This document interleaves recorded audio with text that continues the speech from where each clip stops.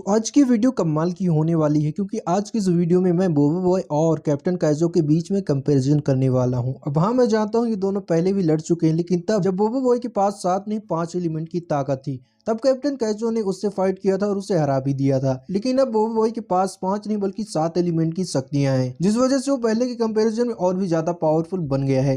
तो आज की इस वीडियो में हम यही बात करने वाले हैं कि अगर कभी बोबो बॉय और कैप्टन काइजो के बीच में फाइट होता है तो कौन जीतेगा। तो चलिए इनकी पावर्स और फीट्स का पूरा डिटेल में कंपैरिजन करते हैं। सबसे पहले कैप्टन काइजो द लेजेंडरी रिवेल।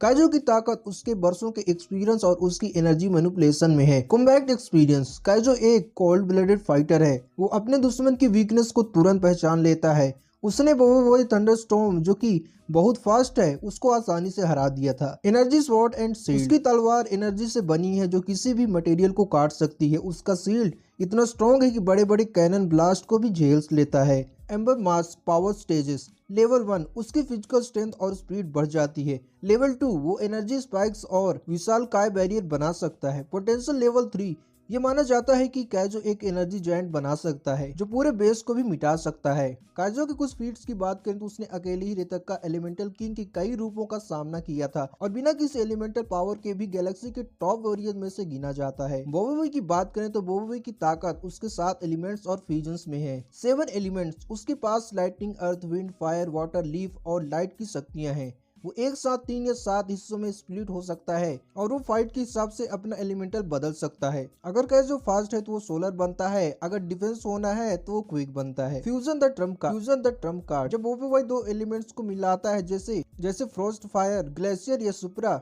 उसकी पावर्स एक्सपोनेंशियल बढ़ जाती है। बोबो बॉय की कुछ फीट्स की बात करें तो बोबो बॉय ने रेतक्का जैसे प्लेनेट लेवल विलन को हराया है और कई बार गैलेक्सी को तबाही से बचाया है। तो अब अगर बात करें कि अगर दोनों में फाइट होता है तो कौन जीतेगा, तो देखो इस फाइट को हम 3 स्टेजेस में देखेंगे। First, base form.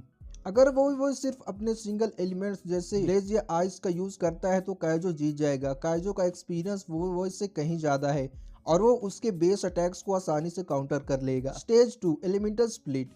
वो अगर 7 हिस्सों में स्प्लिट होता है उसकी स्टेमिना जल्दी खत्म होती है। काइजो एक एक करके सबको हरा सकता है क्योंकि स्प्लिट होने पर हर एलिमेंट की इंडिविजुअल पावर कम हो जाती है। Stage 3, fusion form. यहाँ गेम बदल जाता है। अगर वो सुपरा, सोलर प्लस थंडरस्टॉर्म या फ्रोस्ट फायर बनता है तो काइजो मुश्किल में पड़ जाएगा। सुपरा की स्पीड लाइट स्पीड के बराबर है और उसका सुपरा सोलर ब्लास्ट काइजो की लेवल 2 एनर्जी शील्ड को तोड़ने के लिए काफी है। तो अगर कंक्लूजन की बात करें तो काइजो तब तक जीतेगा जब तक बोबो बॉय नॉर्मल एलिमेंट्स यूज कर रहा है, लेकिन बोबो बॉय के पास अनलिमिटेड पोटेंशियल है। रेतक्का को हराने के बाद बोबो बॉय का पावर स्केल काइजो से ऊपर जा चुका है। अगर बोबो बॉय अपने सुपरा फॉर्म का यूज करता है तो कैप्टन काइजो उसे नहीं रोक पाएगा।